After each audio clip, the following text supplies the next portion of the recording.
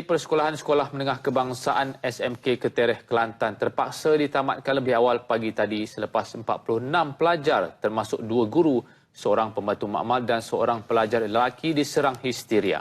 Insiden itu bermula kira-kira pukul 7.30 pagi apabila seorang pelajar tingkatan 2 sekolah itu mula diserang histeria sebelum ia berjangkit kepada mangsa lain dan mengganggu sesi persekolahan. Pengetuanya Noriha Abdul Rahman berkata pihak sekolah bertindak mengasingkan pelajar perempuan dan lelaki selain pelajar lelaki diminta membacakan Al-Quran. Kejadian itu turut dimaklumkan kepada Jabatan Pendidikan Negeri JPN sebelum satu arahan dikeluarkan supaya sesi persekolahan ditamatkan lebih awal iaitu pukul 11 pagi. Pihak sekolah akan menganjurkan solat hajat dan bacaan surah Yasin malam ini. Kesemua yang diserang histeria menerima rawatan daripada Wakil Persatuan Perubatan, Pengubatan dan Kebajikan Islam Malaysia Darusshifa Kelantan. Terdapat gangguan-gangguan yang tidak diduga daripada makhluk halus, sebab biasanya histeria ni kalaulah mes histeria ni biasanya ada kaitan dengan makhluk halus. Jadi dalam pengalaman saya dan juga saya telah amati di persekitaran sekolah tadi, saya dapati ada kesan-kesan lah. Kesan-kesan yang dikenali sebagai bahan-bahan yang tak elok seperti minyak ataupun sebagainya berada di persekitaran lah. Semua yang diserang histeria dirawat di surau sekolah sebelum keadaan bertambah baik selepas 40 minit dan sehingga pukul 12 tengah hari seramai 46 orang dirawat kerana histeria.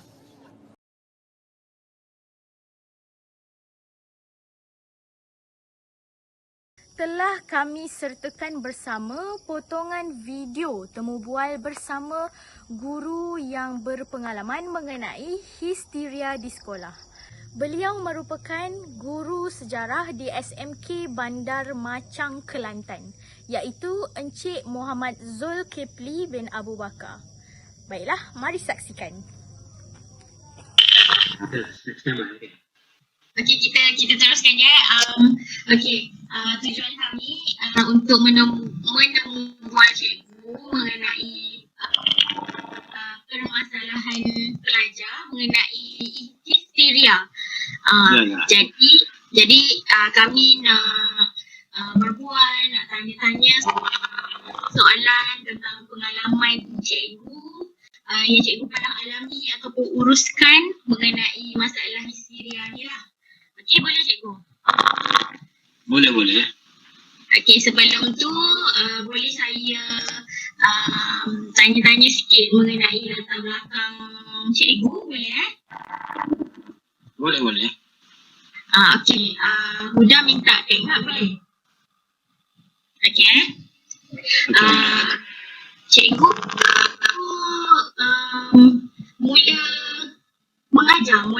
mula mengajar posting lah pada tahun ni. Pada tahun 1993 lah. 1001 misteri bila malam menjelma, datangnya tidak diundang, kehadirannya amat menyeramkan. Bersama saya, hos anda dalam rancangan Detik 12 Malam yang merungkai perkara mistik di sekeliling anda.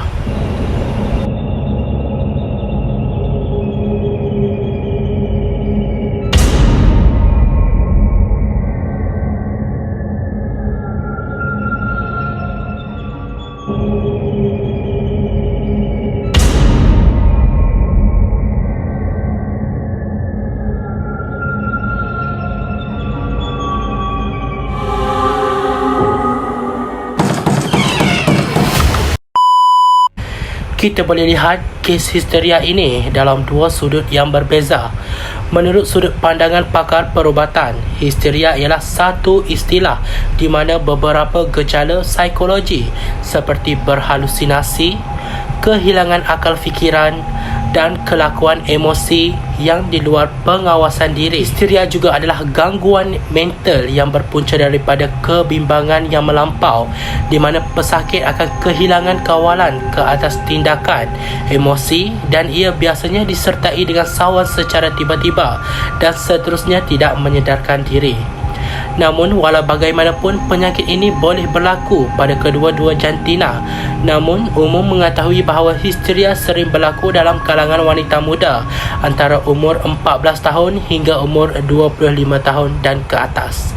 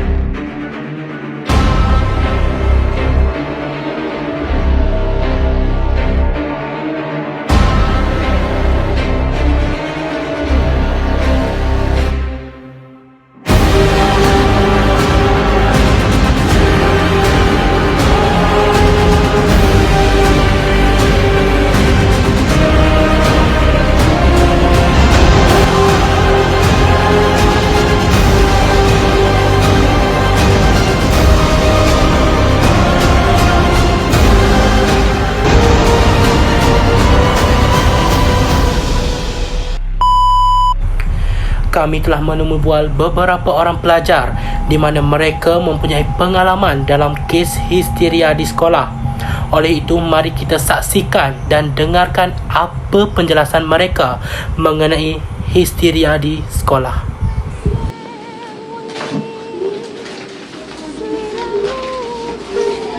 Berdasarkan pengalaman saya, perkara-perkara mistik macam orang kata apa, kes histeria dekat sekolah ni memang berlaku. Tapi benda ni berlaku adalah disebabkan orang kata apa, dia disebabkan kita punya perangai kita sendiri. Yang dikatakan perangai itu apa? Saya nak kongsikan sikit pengalaman saya. Sebab tu saya belajar dulu. Saya ni boleh katakan seorang pelajar yang bermasalah jugalah orang katakan. Sebab apa? Saya ada masalah disiplin, mana saya suka buat masalah dekat sekolah, iaitu merosakkan harta benda sekolah ni lah, macam conteng, dinding apa semua. Jadi benda ni berlaku di mana waktu tu dekat sekolah ada satu bangunan, dan bangunan tu tinggi, dan di atas bangunan tu ada satu bilik guru lama. Jadi saya pecah masuk dalam bilik guru lama tu. Saya pergi conteng dalam bilik guru lama tu. Saya pergi buat rosakkan sebahagian apa benda yang ada tu. Macam saya pecahkan cermin tingkap. Lepas tu saya pecahkan orang kata apa, cermin lama yang orang dah tengok dulu ni. Cermin macam cikgu nak betul-betul kita betul-betul semua kan. Saya pergi pecahkan benda tu. Bila saya pergi pecah benda tu, memang saya boleh habaq tu terang, saya tak boleh tidur. Memang tak boleh tidur malam. Bila saya lelap, saya tutup mata, saya akan dikiti dan saya akan orang kata apa, saya akan diganggu oleh satu lembaga perempuan. Orang perempuan tapi rambut je ni tak sikat dengan lubang, muka buruk. Jangan tanya macam mana buruk tu, memang aduh tak boleh nampak macam mana, tak boleh gambarkan. Jadi benda ni saya tak kena histeria. Saya bukan orang yang kena histeria, tapi saya ni penyebab bagi budak-budak kawan-kawan lain kat sekolah kena. Setiap hari lepas kejadian yang saya buat benda tu, setiap hari paling kurang seorang yang akan kena. Terutamanya budak perempuan lah. Budak perempuan memang ajing kena. Terutamanya kena orang kata apa, kena rasuk macam mereka bernilai, mereka teriak, mereka bercerit. Memang tak aman, dan saya sendiri pun tak aman. Badan saya pergi sekolah, badan saya jadi rasa panas apa semua. Dengan hari-hari budak kena histeria, memang tak boleh duduk. Sampailah orang kata apa, nak dipendekkan cerita, dah saya memang tak tahan dah. Saya dah memang tak tahan. Saya pergi dekat cikgu, Saya habaq sendiri benda ni jadi sebab siapa? Saya punca, saya yang penyebab buat orang kata apa, perangai buruk saya ni, duk pergi conteng merata apa semua ni. Sebab tu lah benda tu marah saya rasa. Jadi saya guna duit semanan saya pergi ganti balik benda apa yang rosak dalam bilik guru atas tu. Lepas tu saya pergi padamkan balik apa benda yang saya conteng dekat dinding. Dan orang kata apa, saya juga minta maaf dekat cikgu pun semua. Dan Alhamdulillah, lepas saja kejadian tu, benda-benda gangguan ni dah tak ada. Saya pun dah tenang, saya tak diganggu dah. Bila saya tidur malam, saya dah tak kena dah macam tu, kena tindih ke apa, memang saya tak kena dah.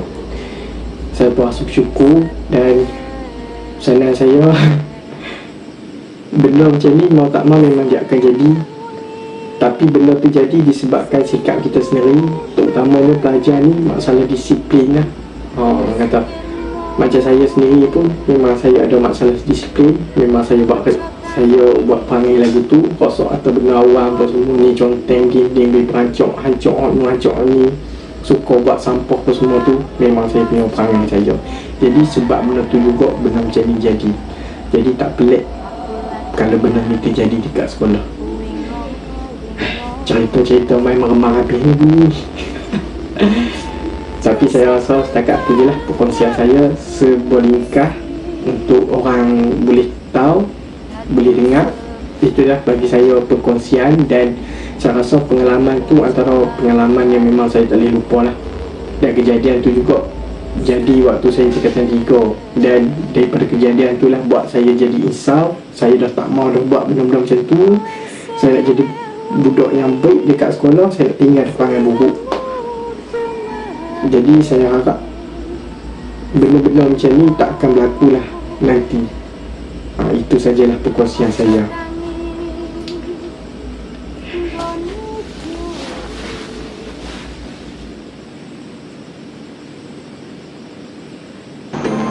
Okey, berdasarkan pengalaman saya pasal isu histeria dekat sekolah ni, sepanjang saya jadi student, sejak kecil sampai ke besar, memang benda tu tak pernah jadi depan mata saya. Sama ada di sekolah ke, di rumah ke, memang tak pernah jadi. Dan saya tak pernah tengok pun. Rajin tengok pun dalam TV ke, dalam cerita-cerita ke, gitulah ni. Lepas tu ada setahun ni, masa tu saya tingkatan ni. Ada sehari tu saya pergi lah sekolah. Ada pergi pagi. Masa tu hari-hari biasa ni, sekalanya agak baca Yasin lah pagi-pagi ni. Lepas tu sampai sekolah tu pergilah baca Yasin ke apa, baca-baca. Tengah-tengah duduk baca tu, tiba-tiba bunyi budak nepik ada tu. Lepas tu pakak tengok lah ni, budak-budak lain ke apa, pakak tengok dah pelik ke. Lepas tu duduk mentah tu bunyi pula alik ni, pambetah alik ni. Lepas tu alik ni, lepas tu kau lama dia. Lepas dah bila kau ramah ni kak cikgu pun berhenti lah baca Yasin. Lepas ada seorang budak pengawas ni, budak jatuh ni, dia pun ambil mic, dia azan. Lepas tu kau kuatlah budak-budak ni nepiknya. Lepas tu cikgu-cikgu pun suruh mana tak kena ni duduk jauh, duduk di pada jauh ke. Lepas tu bapak saya ni pun bangunlah pergi duduk nak pergi dekat padan tu. Sambil tu bawa lah Quran sebutir sore ke apa ni, dalam hati ni kak bacalah ayat kursi ke apa. Lepas tu dalam perjalanan ni nak pergi ke padan tu, tiba-tiba ada budak mentah dia rebut depan ni, jadi macam macam aku tengok cerita zombie tau dok. Dia macam ya Allah, kuat sangat lah masa tu. Lepas tu memang tak cara lah masa tu, memang jalan pergi ke padan kan. Pakak duduk padan lah, kau duduk baca Quran ke apa lah. Tapi jauh tu bunyi juga ni, dia duduk nepik-nepik ni. Dah bila ramai kan, cikgu pun ambil lah budak-budak ni bawa pergi surga ke apa setengah ni. Lepas tu ada setengah lagi ni hok tak kena, dia mungkin masuk dalam bilik, dalam dewan tertutup. Lepas tu tak lama mata bunyi nepik jerung tu, habis Quran atas meja ni habis level. Lepas tu demo pun pakak hok tak kena pun nepik juga lah, muka dah takut ni. Lepas tu dah bila jadi kuat buat gini, cikgu pun telefon lah ke mak ayah ke apa, suruh mari ambil anak ni deh. Memang hari tu boleh kata memang tak ngajar, tak ngaji. Kata esok-esok ke pun tak ramai budak pergi sekolah. Lepas tu ngaji pun tak boleh nak fokus mana 2-3 minggu tu. Tak tu bunyi budak menapik dekat budak ni masa kita duduk ngaji, cikgu duduk mengajar kat apa ke. Lepas kejadian besar tu adalah dengar-dengar yang duduk kecek ke apa cikgu ke apa kata puncanya sebenarnya budak tu dia mari sekolah bagi tu bawa siapa untuk dia ke Ghana. Lepas tu dia baru start menepik dia mula-mula pas jakit korek tu orang ni hut mana badan lemah gak mudahlah jakitnya. Pasal lagi ni, saya duduk perhati, duduk kelih ke apa, punca dia daripada budak kuih ni, mana tak jaga kebersihan diri. Dia mau mana period kan? Mungkin kata semua lah, kata segelintir tu. Ada tu, dia mau tak cuci molek, pad ke apa ke. Ada tu tombok dalam tu berjambil je, tinggal gitu ke apa. Mungkin nak tombok dalam tu siapa buku molek-molek ke dia. Siapa kau sumpah lebih-lebih jambil ke apa. So benda-benda kita macam tak molek lah. Yelah bendanya daripada badai kita. Okay, jadi macam tak molek lah kita tak cuci molek. Benda tu pun suka lah nak sign dengan kita ya. Lepas tu saya pun ada lah juga lepas kejadian tu macam saya duduk perhati, duduk geli kan budak-budak mana kena histeria ni. Saya tengok ada setengah tu macam senyap. Lepas tu tak saya nak gaul dengan orang. Macam murung gitu nampak. Tapi kat kita ni sebagai saing kat tergenggu lah juga tak saya video duduk sorang gitu kan. Lepas tu ada setengah tu hok je ni nak kuatkan diri dia macam amalkan zikir ke apa tu lah. Lepas tu cikgu pun sama-sama lah buat baca yasin, maya hajat ke apa kan. Lepas tu tengok lah ni alhamdulillah lah nampak macam tak ada orang kejadian kuat gitu. So saya rasa tu je lah sedikit sebanyak pengalaman yang saya pernah hadap pasal isu histeria ni dekat sekolah dulu. Okey, apa yang kita boleh simpulkan daripada kisah Abdul dan Siti? Jadi kita boleh lihat bahawa makhluk halus itu suka pada seseorang yang tidak menjaga attitude ataupun adab. Nampak tak? Bukan sahaja manusia yang tak suka pada manusia yang tak ada adab dan tak ada akhlak.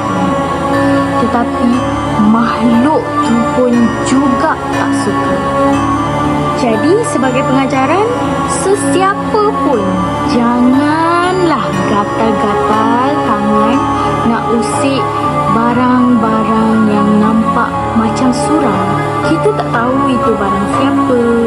Okey? Jangan ganggu, jangan usik, jangan rosakkan. Dan ingat perempuan, buang di tempat yang sepatutnya.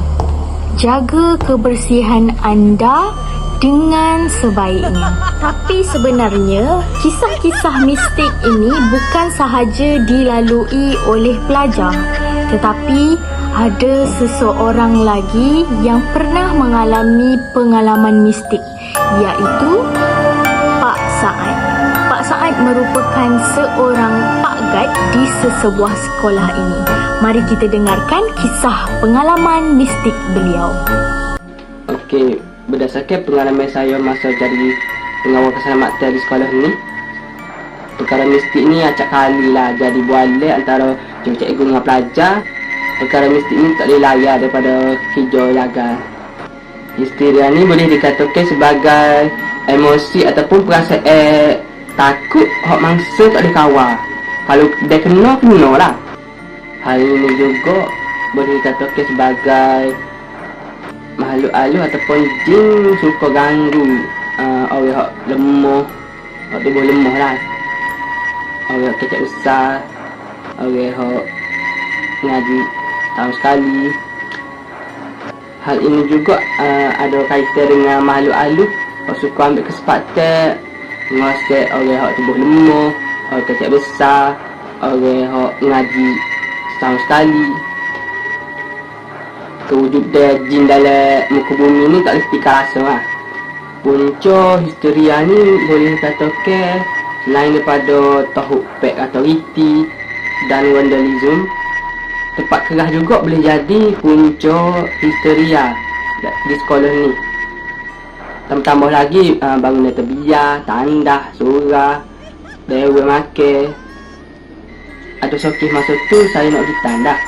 Dalam perjalanan nak pergi tandas tu, saya rasa ada macam benda yang ikut belakang. Saya paling tak ada orang. Lepas tu saya pun buat doa. Lepas tu saya sampai tandas tu, saya buka paip, saya bertangan. Tiba-tiba ada darah titik daripada atas jatuh dalam sini. Kiranya darah tu daripada atas, tapi saya tengok atas tak ada. Tapi lepas saya kat muka tengok kat sini, tiba-tiba saya tertem mata dengan benda ni. Saya pun apa lagi, ngucap pandai lah sayanya. Saya ternampak ada satu lembaga hitam ni bermata merah tengok kat saya. Okey, kejadian hotline masa tu saya nak pergi clocking ataupun dipanggil kunci jet. Setiap kali 2 jet sekali kan.